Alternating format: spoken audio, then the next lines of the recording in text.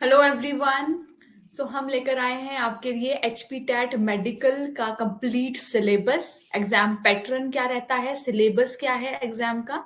हमारे पास हमारे इंस्टीट्यूट से शुरू हो रहे हैं एचपी टैट ऑल सब्जेक्ट के कोर्सेज बैचेस आप एनरोल कर सकते हैं।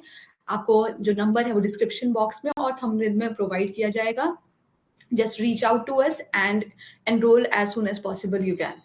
Okay, so HP TET medical का एग्जाम हाल ही में हो रखा है, उसके बेसिस पे और बाकी सब चीजें देखने के अकॉर्डिंग हम लेकर आए हैं कंप्लीट सिलेबस। और लास्ट में मैं आपके साथ डिस्कस करूंगी एग्जाम और एग्जाम जो हुए हैं उसके अकॉर्डिंग जो वेटेज रही है पर्टिकुलर चैप्टर्स की, उसकी क्या है, उसका एक सीक्वेंस नंबर के अकॉर्डिंग या फिर जैसे भी जैसे ज्यादा वेटेज का क्वेश्चंस पूछे गए हैं उसके अकॉर्डिंग। सो हियर जो हमारा सिलेबस होता है इसमें सबसे पहला होता है एक portion that is of child psychology and development, pedagogy, teaching, learning processes. Number of questions are 30. And the second portion is of general awareness including Himachal Pradesh का हो गया, current affair हो गए या environment studies. It includes. It is also having 30 number of questions. And the third portion, which is the biggest portion and of higher weightage, that is of botany and zoology, that means biology. It includes 60 questions, and the last portion is of chemistry and it also includes 30 questions. So in total 150 marks का ये paper होता है HP TET medical का जो होगा। Okay, अब हम एक एक करके सारे पोर्शंस का सिलेबस डिस्कस करेंगे। मैं आपको बताऊंगी what that particular topic, like if we will be discussing the first one, उसमें क्या क्या है, कौन कौन से फर्दर डिटेल में हम सब कुछ डिस्कस करेंगे। पहला जो क्वेश्चन है that is of child psychology, 30 questions यहाँ से आते हैं एचपी टैट कमीशन में। अच्छा, जो चाइल्ड साइकोलॉजी है और जो जीके है that will remain same for all TET exams irrespective of the subjects, like the same child psychology and gk is asked for hp tat non-medical also, arts also. Yes, so it will be same. The thing which will be different is chemistry का portion और biology का portion, only that will vary. Okay, so child psychology में पहला जो topic है that is concept of development growth, एक topic है that is very important. वो आपने अच्छे से पढ़ना है and its relationship with learning, how it is related to learning, that you have to understand. Secondly, the principles of development of environmental influence और heredity, ये सारा आपको देखना है। कैसे कैसे जो डेवलपमेंट है उसका क्या इन्फ्लुएंस है हेरिडिटी और एनवायरनमेंट पे। बाद में आपको देखना है concepts of child centred and progressive educational, ये आपको पढ़ना है। सोशलाइजेशन प्रोसेसेस बहुत इंपॉर्टेंट है, ये आपको ध्यान से पढ़ने हैं।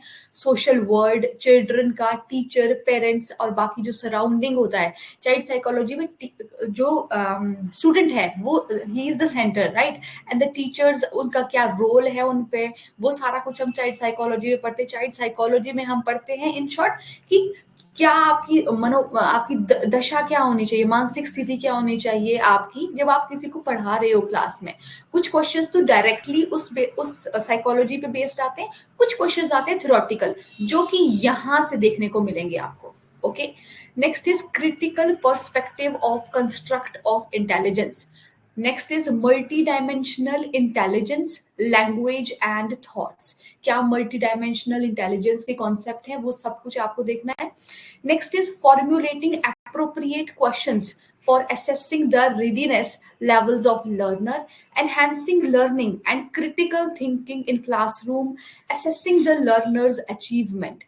जैसे इवेल्युएशन होता है, असेसमेंट होती है, बहुत सारी चीजें होती हैं, वो सब कुछ आपको चाइल्ड साइकोलॉजी में देखने को मिलेगा। Next is gender as a social construct, the gender roles, gender bias, educational practices.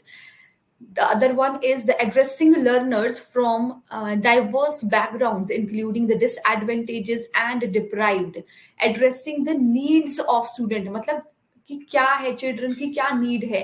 कैसे, जैसे हम कहते हैं कि एक क्लास है, हम वहां पे पढ़ेंगे अलग अलग कॉन्सेप्ट लाइक इक्वालिटी, इक्विटी, ये सारे कॉन्सेप्ट हम वहां पे पढ़ेंगे। हम वहां पे पढ़ेंगे कि कैसे जो एक स्टूडेंट है उसको कैसे उस प्लेटफॉर्म पे लाया जाए कि वो अगर मान लो जैसे एक क्लास है, क्लास में क्या होता है, इंडिविजुअल डिफरेंसेस होते हैं, there are different types of students in a class, right?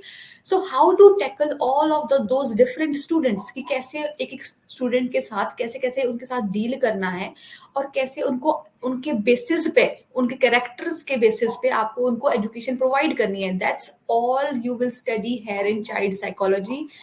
Next is the addressing the talent, creative, specially abled learners. Also, we will also teach you how to address the children's according to their special ability. Like if there is somebody in the class who is specially abled, okay so उसको कैसे deal करना है, वो सारी चीजें आपको पूछी जा सकती हैं इस क्वेश्चन में से। चाइल्ड साइकोलॉजी के 30 क्वेश्चंस आएंगे आपको। कुछ क्वेश्चंस नॉर्मल साइकोलॉजी पे आएंगे कि आपको जैसे कोई कंडीशन दे दी जाएगी कि मान लो आप क्लास में हैं, आप ये चीज पढ़ा रहे हैं, बाहर बहुत शोर हो रहा है, तो आप कैसे उसको हैंडल करेंगे। ये कुछ कुछ क्वेश्चंस है, it is just an example, right? तो कुछ ऐसे क्वेश्चंस आएंगे, कुछ क्वेश्चंस आएंगे कोर कंटेंट पे based. So you have to prepare for both of the types of questions. Next जो देखा जाता है portion that is of GK. General knowledge में से भी 30 क्वेश्चंस पूछे जाते हैं। जनरल नॉलेज, अच्छा जो ये एचपी टैट मेडिकल का जो ये एग्जाम रहता है, अगर इसको देखें आप overview, it is not that tough, ठीक है? और ये पेपर ही ऐसे सेट कर किया जाता है कि you will okay for general it is 9, you have to score 90 to qualify this exam. Paper ऐसे ही सेट करेंगे कि 80, और आप ले लो 80 तक, 80 तक इजीली आ जाएंगे। Most of the students fail to just achieve this gap between 80 to 90। तो 80 मार्क्स आपके आ जाएंगे, बस वो बीच वाला जो गैप है ना, वो बहुत ही मुश्किल हो जाता है। पेपर ही ऐसे सेट करते हैं ये वाला, ठीक है? तो इसीलिए आपको बहुत आराम से, बहुत डीप में जाके कॉन्सेप्ट को पकड़ के पढ़ना है, क्योंकि जो हाल ही में जो पेपर हुआ है उसमें बहुत एडवांसमेंट देखने को मिली है as compare to the previous year question papers. आप चेक कर सकते हैं, okay? So here we were discussing about GK portion. GK portion में ये तो कुछ बुलेट पॉइंट्स ही हैं, जैसे कि आपको पढ़ना है एचपी हिस्ट्री, आप पढ़ते हैं एचपी का कल्चर क्या है पूरा आपको, जैसे कि ये मैंने थोड़ा सा डिटेल आपको बताया हुआ है, पहले ये वाले देख लीजिए, देन आई विल प्रेफर आप यहाँ से शुरू करें।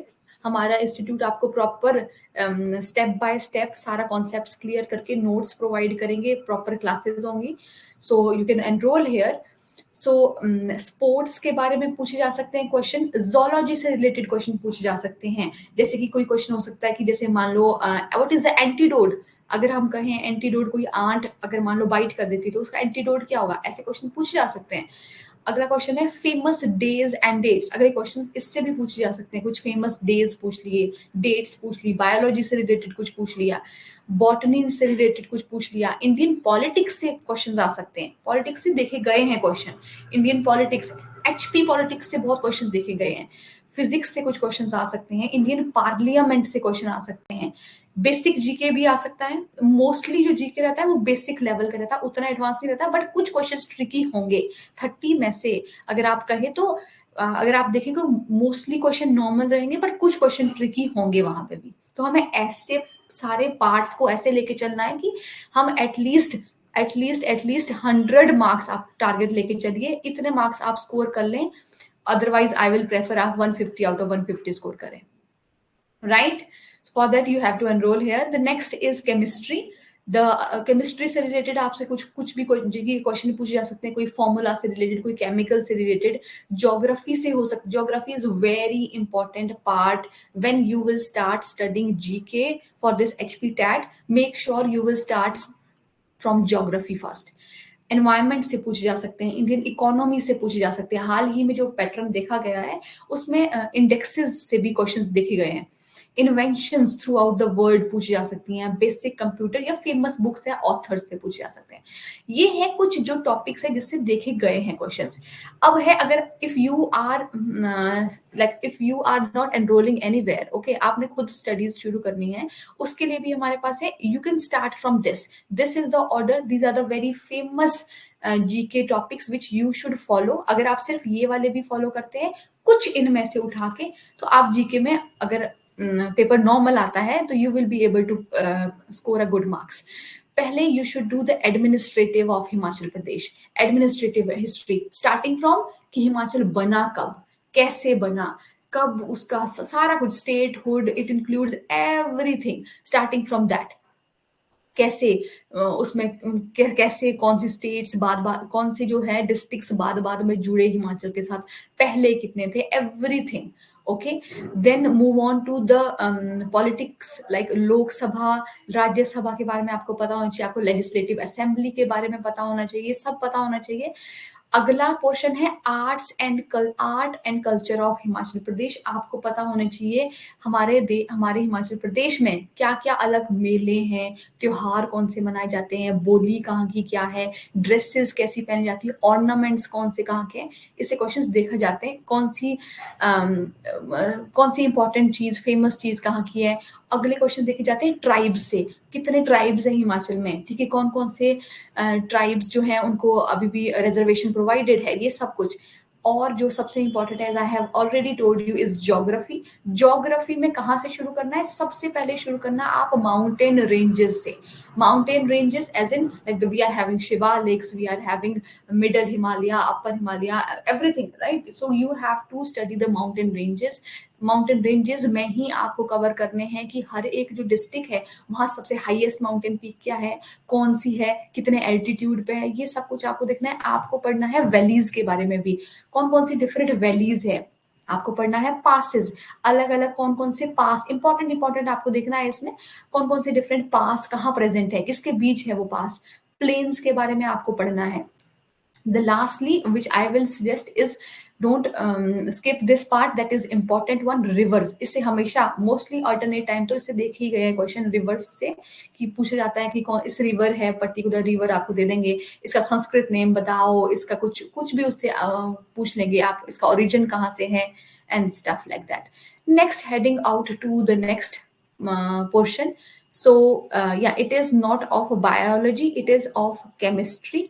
as you can see, chemistry में अगर मैं आपको कहूं इंपॉर्टेंट पार्ट, तो केमिस्ट्री के ये इंपॉर्टेंट पार्ट रहेंगे।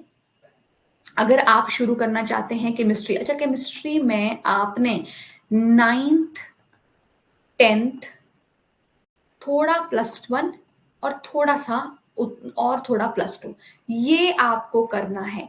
9th में जो गिने चुने तो चैप्टर्स है 9th में केमिस्ट्री के, 10th में भी जो गिने चुने चैप्टर्स है वो कर लो, फिर करो +1 अच्छे से करनी है, +2 के कुछ टॉपिक्स।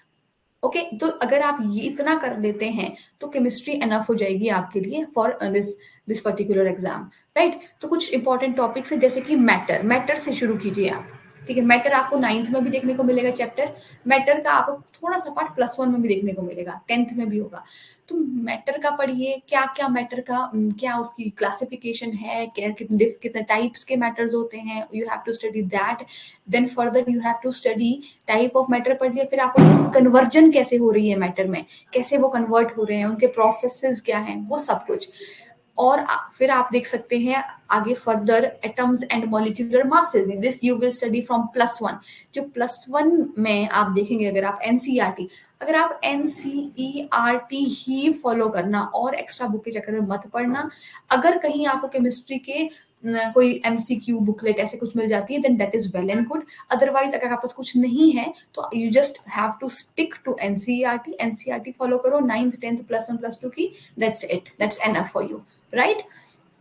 तो +1 में कुछ स्टार्टिंग में बहुत इंपॉर्टेंट चैप्टर्स हैं, 1-2 chapters, 4 chapters you can think. First chapter वहां पे होता है some basic concepts of chemistry, right. Second chapter, इसमें some basic concepts of chemistry में हमें देखने को मिलते हैं, जैसे कि मोल कॉन्सेप्ट आ गया, ओके। और के जैसे कि मान लो परसेंटेज कॉम्पोजिशन पूछी जाती है, परसेंटेज कॉम्पोजिशन। और इम्पॉर्टेंट जो इसका पार्ट है वो है जैसे आपसे इंपीरिकल फॉर्मूला पूछ लिया किसी का, ये इंपॉर्टेंट है, इंपीरिकल फॉर्मूला पूछ लिया, या फिर मॉलिक्यूलर फॉर्मूला आपसे पूछ लिया, ये कुछ इंपॉर्टेंट क्वेश्चंस हैं जो पूछे जा सकते हैं। कहाँ से? +1 के फर्स्ट चैप्टर से, some basic concepts of chemistry. Second chapter +1 में आता है एटम के बारे में, एटम का स्ट्रक्चर कैसा है, कैसे एटम का स्ट्रक्चर आया, कौन कौन से साइंटिस्ट आए, कैसे कैसे डिस्कवरी हुई डिफरेंट एटॉम सब एटॉमिक पार्टिकल्स की, वो सब हमें इसमें देखने को मिलता है। That is also very important. उस बेसिस पे भी आपको क्वेश्चन देखने को मिलेंगे एग्जाम में, structure of atom. Next chapter जो होता है that is periodicity.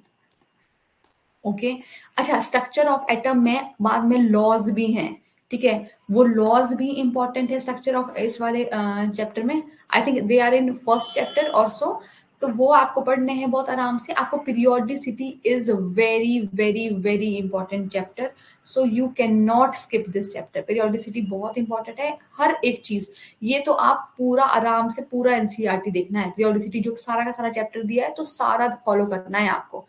Okay periodicity, उसके बाद केमिकल बॉन्डिंग आ गई, ये आपको कुछ फॉलो करना है। आप देख सकते हैं जैसे कि केमिकल बॉन्डिंग, मॉलिक्यूलर स्ट्रक्चर, आप देख लो ऑक्टेट रूल कौन फॉलो कर रहा है, आप देख लो हाइब्रिडाइजेशन इसमें आता है, हाइब्रिडाइजेशन कैसे निकालनी है, सब कुछ आपको पढ़ना है। ये सब कुछ केमिस्ट्री के इंपॉर्टेंट टॉपिक्स के अंडर है ये सारा कुछ। After that you have to study about the gases and the liquids, उनकी प्रॉपर्टीज। फिर देखनी है केमिकल रिएक्शंस कौन कौन सी हैं, जैसे बहुत सारी तरह की, कंबशन, डिस्प्लेसमेंट, रीअरेंजमेंट, बहुत सारी तरह की, वो सारी पढ़नी है। आपको पढ़ना है बैलेंसिंग कैसे करनी है, ये तो बहुत बेसिक है, ये आना ही चाहिए, बैलेंसिंग कैसे करनी है एक पर्टिकुलर केमिकल रिएक्शन की, you have to study that also. Then you should have an idea about different acids, bases, salts, क्या क्राइटेरिया है, Arrhenius, Bronsted acid, Lewis acid, क्या डिफरेंस है, क्या सबके बीच है। You should have an idea about metals, non metal कैसे, okay ये भी इंपॉर्टेंट है। पीरियोडिसिटी में ये आता है कि along the group and down, sorry along the period and down the group क्या क्या वेरी करता है, क्या क्या ट्रेंड्स देखने को मिलते हैं अलग अलग प्रॉपर्टी में, लाइक इलेक्ट्रोनेगेटिविटी, आयोनाइजेशन एनर्जी, ठीक है, और भी बहुत सारी जो भी प्रॉपर्टीज देखने को मिलती है, या इलेक्ट्रॉन एफिनिटी हो गई, इनमें क्या क्या ट्रेंड देखने को मिलते हैं, या फिर मेटेलिक कैरेक्टर हो गया, ठीक है, नॉन मेटेलिक कैरेक्टर हो गया, एसिडिटी हो गई, कैसे वो अफेक्ट हो रही है, बेसिसिटी हो गई, बेसिडिटी, सो बेसिसिटी, एवरीथिंग मैटर्स हियर, ये ट्रेंड्स में ये सारा कुछ आएगा। उसके बाद आपको देखना है कार्बन एंड इट्स कंपाउंड, इससे क्वेश्चन देखे गए हैं, ये आई थिंक ये 9th का एक चैप्टर है, that's why I am telling you to start from 9th grade up till 12th। Okay 9th को सबसे ज्यादा, 10th आफ्टर +1 में सबसे ज्यादा अपना वो रखिए, सबसे ज्यादा वेटेज +1, 9th और 10th में तो बहुत इजी से 2-4 चैप्टर्स दिए हैं, ज्यादा नहीं है केमिस्ट्री का। सो बस यही करना है, ज्यादा नहीं है केमिस्ट्री का। थर्मोडाइनमिक इक्विलिब्रियम से कुछ फॉर्मूलाज आ सकते हैं, ठीक है, डेरिवेशन तो नहीं आएगी, फॉर्मूलाज कुछ छोटा सा न्यूमेरिकल आ गया बेसिक सा। Redox reaction is important, redox reaction है +1 का कॉन्सेप्ट, इसलिए मैं कह रही हूँ +1 पे ज्यादा मैं इसीलिए फोकस कर रही हूँ कि रिडॉक्स रिएक्शन इंपॉर्टेंट है। रिडॉक्स रिएक्शन में आप पढ़ते हैं ऑक्सीडेशन, राइट, आप पढ़ते हैं इसमें रिडक्शन, ऑक्सीडेशन पढ़ते हैं, रिडक्शन पढ़ते हैं। सबसे इंपॉर्टेंट आप सीखते हैं कि जो ऑक्सीडेशन स्टेट है, और आई शुड से ऑक्सीडेशन जो नंबर है वो कैसे कैलकुलेट करना है, वो सब कुछ आप इस चैप्टर में पढ़ते हैं रिडॉक्स रिएक्शन में।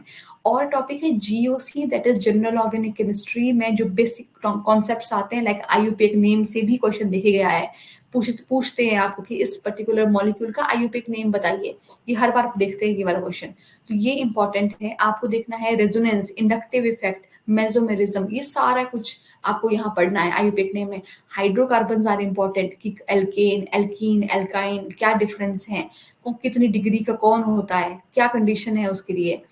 केमिकल काइनेटिक्स के फॉर्मूलाज इंपॉर्टेंट है, फर्स्ट ऑर्डर, जीरो ऑर्डर, ये सब कुछ आपको देखना है, इसके सारे फॉर्मूलाज आपको पढ़ने हैं। ये सारा कुछ सिलेबस है केमिस्ट्री का all over. Okay next we are heading towards biology syllabus. Biology में 60 क्वेश्चंस देखे जाते हैं बायोलॉजी से, तो इसका मतलब biology is maximum weightage. Biology includes what, it includes zoology, zoology and it includes botany, तो दोनों चीजें इसमें होगी। इसके लिए आप सिर्फ और सिर्फ +1 एंड +2 क्या NCERT ही फॉलो करो, और कुछ पढ़ने की जरूरत ही नहीं है। अगर आप सिर्फ ये दोनों की NCERT की बुक आराम से पढ़ लोगे, it is more than enough, more than enough है। और कुछ पढ़ने की जरूरत ही नहीं है, कोई कंटेंट, कोई एक्स्ट्रा बुक, मॉडर्न, ये वो, कोई कहीं से भी कुछ भी पढ़ने की जरूरत नहीं है। बस एनसीईआरटी इन दोनों क्लासेस की आप फॉलो कर लीजिए, that's more than enough to crack this particular exam. Okay, so the first chapter I will be discussing NCERT syllabus only here, क्योंकि वही इसका सिलेबस है यहाँ पे. फर्स्ट चैप्टर एनसीईआरटी में कौन सा है? Diversity of living organism unit, this is the first unit. इसमें फर्स्ट चैप्टर है द लिविंग वर्ल्ड. ओके, इसमें बायोडाइवर्सिटी, ये सब कुछ इसमें आप taxonomic criteria, species, binomial nomenclature किसने दिया, सब कुछ आपको पढ़ना है. Chapter second is biological classification. अच्छा, जो यूनिट नंबर 1 है, this is very important, you can not skip this full unit. This chapter biological classification, plant kingdom, animal kingdom, most important unit is this.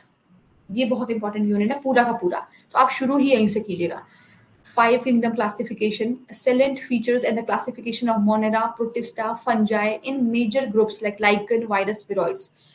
ये सारा कुछ आपको detail में properly 1 by 1 step by step सारा पढ़ाया जाएगा हमारे एकेडमी में. So that's why I am saying you to enroll as soon as possible, ताकि हम अपना बैच आप एनरोल कर लें और हम शुरू कर सकें.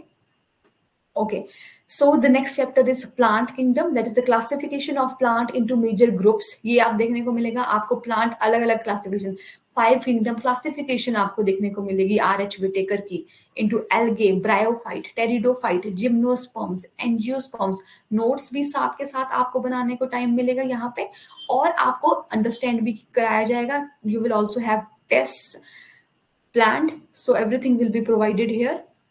So the next chapter here is the salient features and the classification of animals, non-chordate. ये वाला चैप्टर तो बहुत ही इंपॉर्टेंट है. नेक्स्ट जो यूनिट शुरू होता है, that is of the morphology of this unit is also very important. Now this unit is also very important, at least this chapter is very important, this one.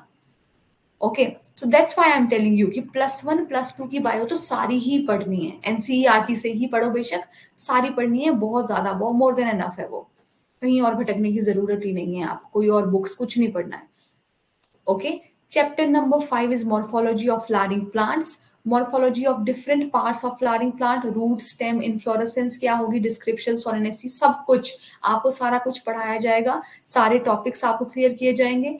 Next is anatomy of flowering plants. Like anatomy, we will discuss the functions of tissue system in dicot and monocot, क्या उसमें tissue system है. Structural organization in animals, सारा. उसके बाद आता है next unit, that is cell. Cell का थोड़ा सा पोर्शन 9th क्लास में भी है, तो वो भी इसमें इंक्लूड करना है, वो भी पढ़ना है इसके साथ. सेल की थ्योरी, सारा जो पार्ट्स होते हैं सेल में, क्या क्या बड़ी सारी ऑर्गेनेलिज हैं, सारा कुछ आपको इसमें कवर करना है. Next is like the cell cycle और डिवीजन, इससे भी क्वेश्चन देखा गया था, इस बार भी देखा गया है इससे question. So next, this plant physiology, this is very important. Plant physiology बहुत ज्यादा इंपॉर्टेंट है. +1, ओके, एक और बात मैं आपको बताती हूँ. +1 अगर हम देखें कि मैम मेरे पास इतना ज्यादा टाइम नहीं है, I just have to cover among +1 and +2 biology, आप मुझे एक क्लास बता दो, तो +1 जो होगी that is more that is of more weightage as compared to +2. But ये हर बार ट्रेंड नहीं फॉलो होता है.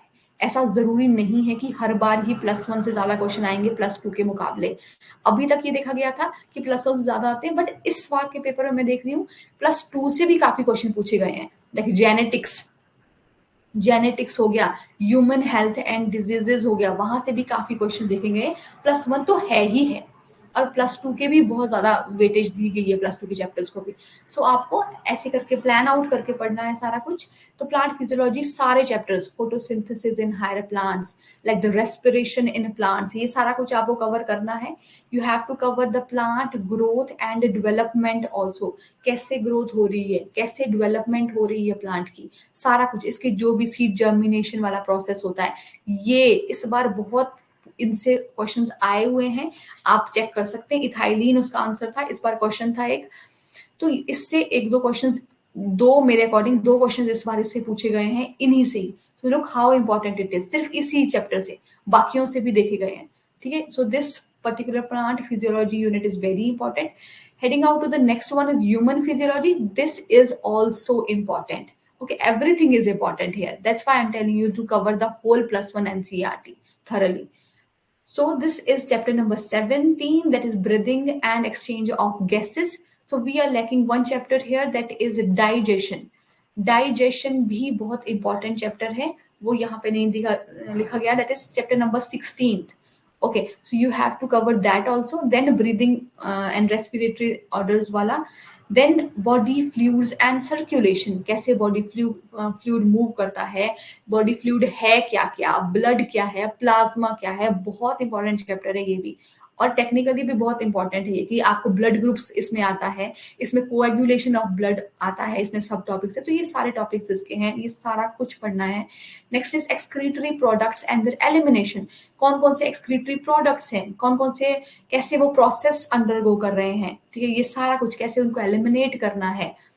Next is locomotion and movement. इसमें भी देखना है लोकोमोटरी जो स्ट्रक्चर्स हैं वो कौन कौन से हैं, कैसे लोकोमोशन हो रही है, ऑक्सीजन, ये सब कुछ इसमें देखने को मिलता है, आपको कैसे स्लाइड कर रहे हैं एक दूसरे के ऊपर. लास्ट में कौन से डिजीजेस हैं, ये भी मत छोड़ना. इनमें हर चैप्टर के एंड में कुछ डिजीजेस दिए गए हैं, तो don't miss out them. Okay, next is neural control and coordination. ये भी इंपॉर्टेंट है, नर्वस सिस्टम के बारे में है, कैसे सारा कुछ कोऑर्डिनेशन है, न्यूरॉन के बारे में है, सारा कुछ इसमें पढ़ना है. This last chapter is chemical control and coordination. इससे भी इस बार चैप्टर इससे सॉरी क्वेश्चंस देखे गए हैं केमिकल कंट्रोल एंड कोऑर्डिनेशन से, so you have to cover this also. Now starting with the 12th class biology.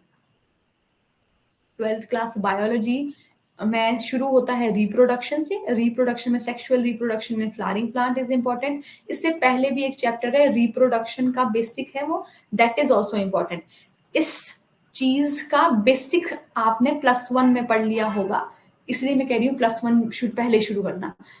Okay, and then there is human reproduction, reproductive health, this is important. And this unit in case of +2 is very important, or I should say the most important unit in +2's biology for this HPTAT exam is this unit, genetics and evolution. And secondly this one also, these two units are very important.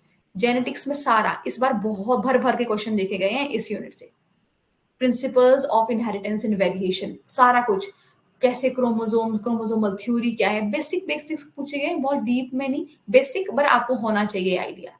आपको इस बार बहुत सारे questions थे, बहुत सारे syndrome के ऊपर, कौन से हीमोफीलिया, कलर ब्लाइंडनेस, एवरीथिंग. तो ये सारा कुछ आपको पढ़ना है, डिजीजेस, प्रोसेसेस, सब कुछ पढ़ना है. Next is molecular basis of inheritance, आपको देखना है. पैकेजिंग, रेप्लिकेशन, सेंट्रल डोगमा पे क्वेश्चन था. आपको ध्यान रखना है कि कौन से साइंटिस्ट ने दिया, ओके, कैसे, कब दिया, ये भी ध्यान रखना है आपको. जो साइंटिस्ट होगा वो याद रखना है, आपको डेट याद रखनी है, कब दिया, कब डिस्कवर हुआ. जैसे इस बार क्वेश्चन था ह्यूमन जीनोम प्रोजेक्ट कब एंड हुआ, अगर किसी ने याद किया शुरू कब हुआ तो वो एंड भूल जाएगा. तो इसलिए आपको डेट्स भी याद रखनी है. थोड़ा इसका पेपर का जो पैटर्न है वो थोड़ा इस तरह का कि डेट्स भी याद रखनी है, आपको कॉन्सेप्ट भी याद रखना है आपको, और आपको प्रोसेस भी याद रखना, और साइंटिस्ट के नेम भी याद रखना है कि किसने दिया. जैसे सेंट्रल डोगमा, इस पे क्वेश्चन था किसने दिया था ये.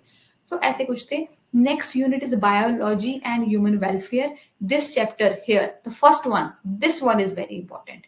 इससे भर भर के क्वेश्चन देखे जाते हैं. पैथोजन से रिलेटेड कौन सा डिजीज वायरस कॉज करता है, हेपेटाइटिस ए पूछा गया था इस बार कि वो क्या है, वायरस कॉज करता है, बैक्टीरिया कॉज करता है, कौन कॉज करता है उसको. ऐसे और भी बड़े सारे क्वेश्चंस थे, तो ये देखना है. The next one is this unit biotechnology and its application. This is of moderate importance. Genetics है इसमें सारी, ये आप देख लीजिएगा. Then there is a biotechnology, उसकी application. And the lastly the unit is ecology और environment. ये भी आपको देखना है कैसे ecology, क्या mutation, compensation, सारा कुछ आपको पढ़ना है. ये पूछा जाता है, ये important है, ठीक है.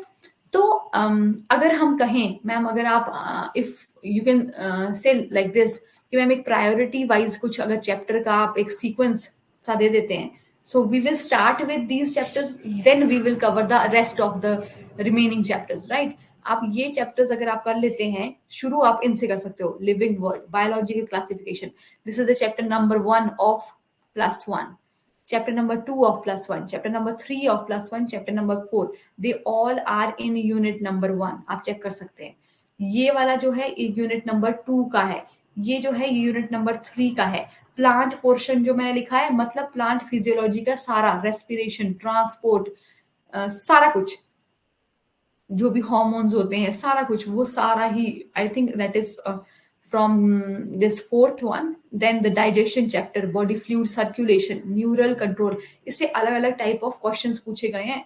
जैसे ये है, इससे ना 15 अप्रोक्सीमेटली जो है 15 मार्क्स का पूछा जाता है, जो प्रीवियस ईयर अगर हम एनालाइज करें, और इससे भी 15 मार्क्स का। और अगर तो हम एनिमल किंगडम करें, अभी तक का हाईएस्ट वेटेज रहता है ये 36। हर पेपर में चेंज होता रहता है, जैसे इस पेपर में ये उतने वेटेज का नहीं था एनिमल किंगडम, ठीक है, बट जो पिछले देखा गया है उसमें 36 मार्क्स का पूछेंगे। तो इसीलिए मैं कह रही हूँ कि इसकी वेटेज जरूरी नहीं यही रहे, बट इनसे क्वेश्चंस आएंगे। You just have to remember that. Digestion से body fluid circulation, neural control, breathing and exchange of gases, excretory product, chemical coordination, ये सारा कुछ, ये सारा जो है ये इट इज ऑफ +1। और कहाँ से करना है? सिर्फ और सिर्फ एनसीईआरटी। बाकी सब कुछ हम प्रोवाइड करेंगे, नोट्स, पढ़ाना कैसे है, कैसे सब कुछ करना है, टेस्ट और everything we will provide you. Next from, if I will, if I have to specify some topics from +2, then these will be the few topics, important topics.